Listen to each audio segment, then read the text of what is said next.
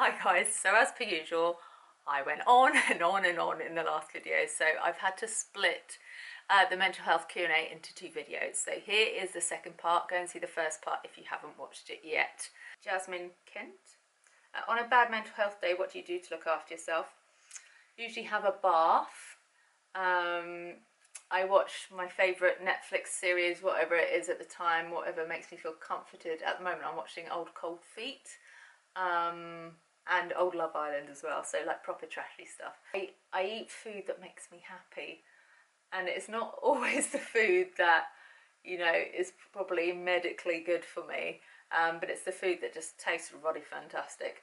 And then if I feel up to it, I will go for a walk. Walks have always helped me. Obviously I'm not well enough to do like proper exercise, so a lot of people would probably go for a run or go to the gym if they're having a bad mental health day. I might go for a walk, and I generally try and go to it anywhere where I know there'll be lots of dogs, because dogs just instantly cheer me up. I do some hypnosis meditation now as well. And I know it's obvious, but just like little things of pampering, whether it's face masks, maybe it's doing your nails. Sometimes it also makes me feel a bit better if I do something that I know I've been putting off because it's not fun, but I'll feel so good when it's done, like something organisational. Yeah, if there's just anything that brings you comfort, anything that makes you happy. And also sometimes I'll go for dinner with that friend that you're completely relaxed with, the one that doesn't care if you're a bit flat or if you're a bit tired or if you're going to be a bit ranty or a bit miserable or a bit quiet. That friend that you know won't judge you, just wants to see you, and yeah, I think that's what I do. What's your opinion on mental health merch, slogan t-shirts for example? I'm pretty much on the fence about them. I have mixed views too. It doesn't sit well with me that someone would make money off someone's, I don't know, of someone feeling they resonate with something related to mental health. But I know a lot of the brands that do sell mental health related sort of designs, they give a large chunk to mental health charities, and that makes me feel a bit better about it, and it makes me think, well, actually there's some positive coming out of that, so that kind of makes sense. And then there's obviously the angle of people like buying stuff that features art that they love, art that makes them feel something, art that they relate to, art that resonates. And obviously art is often placed on clothing, and if that art happens to have a slight link to mental health or emotions or feelings or anything like that, and you love the piece of art, then I guess that's fine as well. I guess it would depend on the exact slogan and the message it's sending out, and whether you wearing it and people seeing it might be a trigger for someone else, or be an unwelcome reminder of something, or be, I don't know, an unhelpful message, I guess. Another way of looking at it, I guess, would be that the more that these things are seen, the more they're being normalised, and awareness will be built up, stigma reduced, and in a sense that's obviously a positive thing. On the other side of the coin, I don't think mental health should be seen as trendy or something, I don't know, I don't want to say you should be proud of it, because everyone should be proud of themselves and the battles they face, and acknowledging their battles and every day getting through them. But I do worry about, you know, the Tumblr generation and it becoming a gimmick or a trend or a fad. I don't think that's helpful. So everything's quite a fine line and a balance. And I just think anything that's related to this, you just need to tread a bit carefully, be ultra sensitive and thoughtful before you do anything like this, because in the wrong hands it could be potentially dangerous, very insensitive and unhelpful. But anything that can raise awareness, I guess, is good. Anything that could raise money is great. Think wisely. If you're thinking of doing this, just think carefully before you do it. And also I think intention is a big thing for me. Like, are the intentions pure? I don't want anyone doing this sort of thing because they think they will get further in their career or because they're going to make lots of money out of it. That doesn't sit at all right with me. I want it to be because they want to do something positive. So I think those are the factors that I consider when I decide whether I think something's okay or not in the realms of mental health and fashion or merch. I think I would probably go through that kind of mental checklist before I decide whether am I okay with that.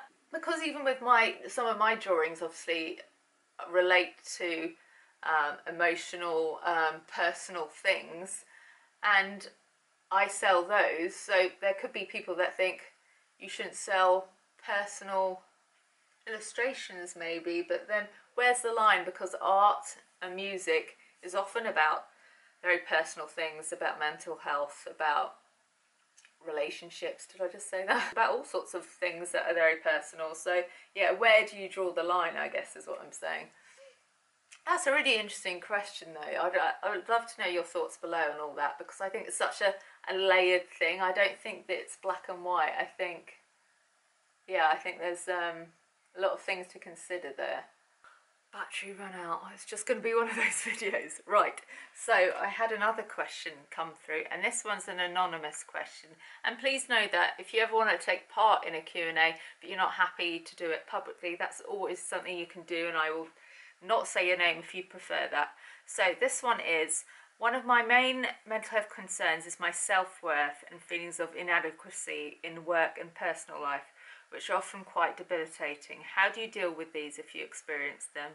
I think this is something that a lot of this generation are going to have to deal with a lot. I think more than any generation that's come before us, we are so ultra aware of what everyone else is doing, what they're buying, whether they're going on holiday, whether they're being promoted, whether they're having a baby, whether they're doing well at the gym and reaching their weight loss targets, whether they're getting cosmetic surgery, all these things. We're just super aware of everything.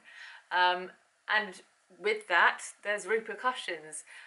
There's obviously comparison, which we talk about all the time on this channel, and how comparing yourself to others, it really, it does and can bring you down. And it's never fair on yourself to judge yourself against someone else's journey, because there's so many things that can affect where you are in life, and so your journey will always be so different to someone else's, and it's not your fault necessarily.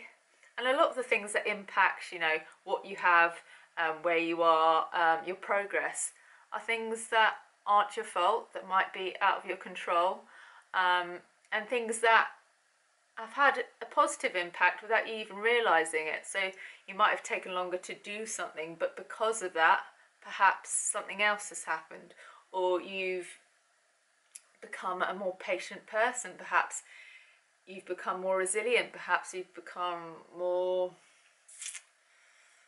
driven, perhaps more empathetic. You know what I'm saying? It's just so pointless to do it, because one, it distracts your focus away from what you want to do and enjoying your current situation, your moments, your life, and you don't know what's impacted their journey, and whether they've had a helping hand, whether they've had luck on their side, whether they know the right people. You know, there's so many things that impact it, and I really do feel like that this is something I particularly struggle with.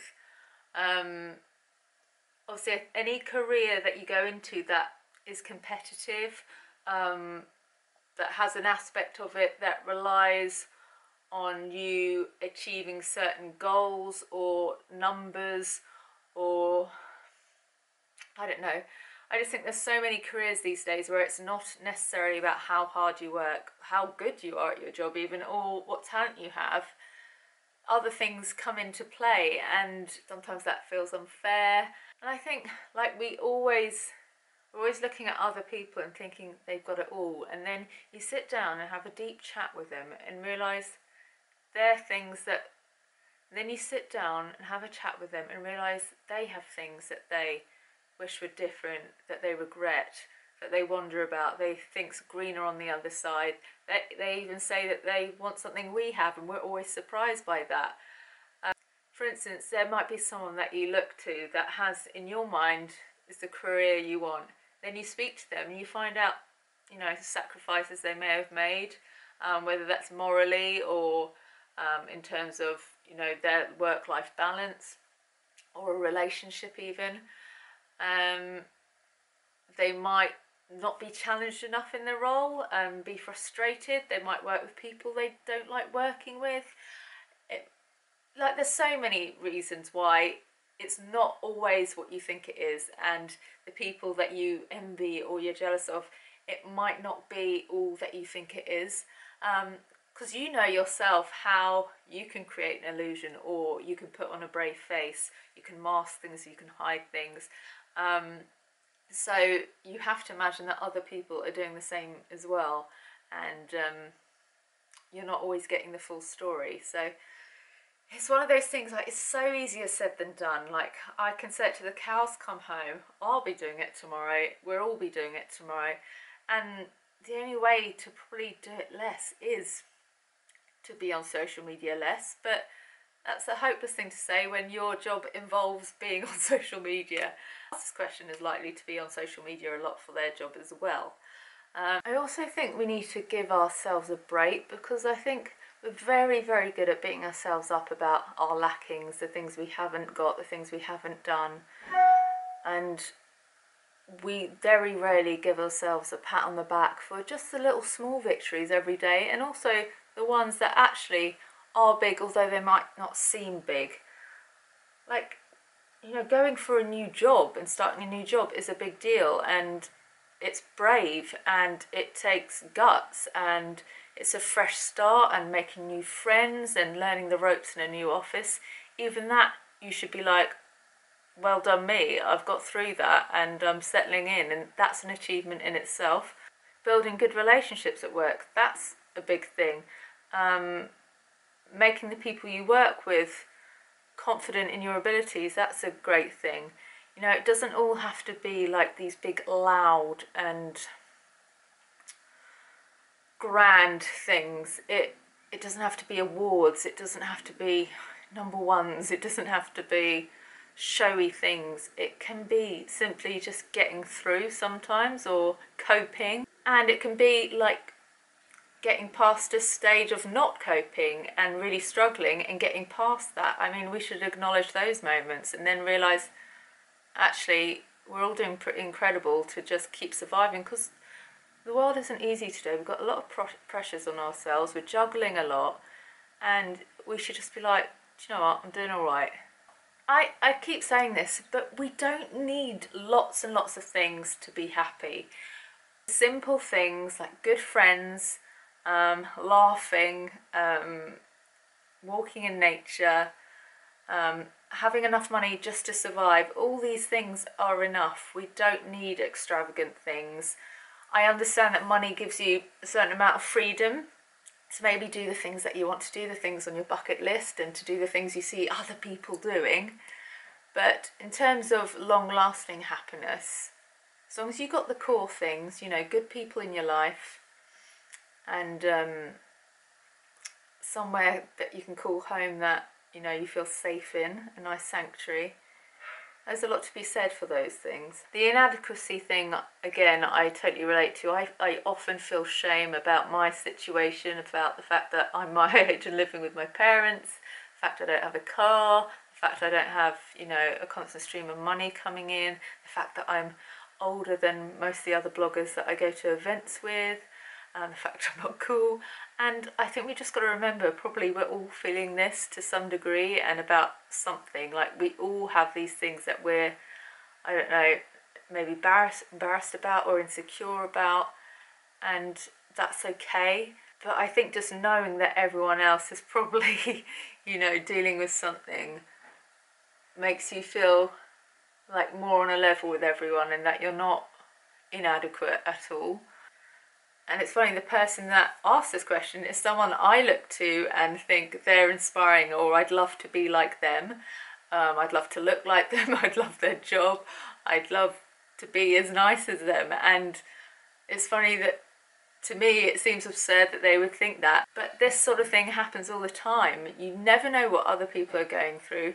Everyone's dealing with something, and if we can all be honest about it, we'd all realise that we're all blagging it, we're all winging it, and we've just got to be kinder to each other, and then the process of winging it will hopefully be a bit smoother, and with a few less fails and errors, and a bit more understanding will make those fails and errors seem not so But if you are feeling kind of inadequate, I also think it's important you ask yourself why. Is there someone in your life, whether it be a boss or a colleague or a partner or a friend, that's made you feel like that? Is there something that's happened in your past that's stayed with you that perhaps you need to deal with? Because I know a lot of my friends have had ex-partners, for instance, that made them feel less than confident, shall we say, and they brought that with them moving forward because they haven't dealt with that. And I would count myself as one of those people. It undoubtedly is hard to shift. So I think, you know, just a bit of honesty with yourself and self-exploration in terms of why you feel these things is really important as well, to work out what is the best course of action, I guess.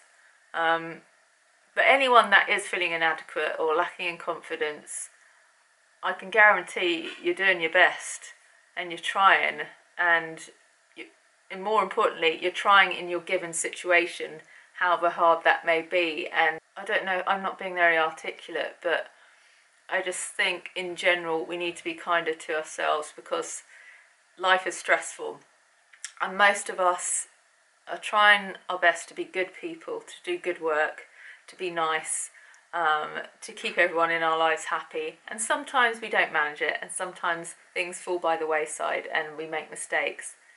But as long as we're trying and on the whole we have good intentions, I think, you know, we're doing okay, aren't we? So that's me rambling on for another 5 hours. What's my problem? But anyway, I hope some of this has been helpful, interesting, useful. Thanks to everyone that sent in a question. As always, you can always catch me on Instagram, DM me if you're worried about anything, if you're upset, and I'll try my best to reply. I can't promise I'll be instantaneous or even be able to do it, but I will always try. Like I said, that's all we can do. Sending lots of love, and I'll see you in a video soon.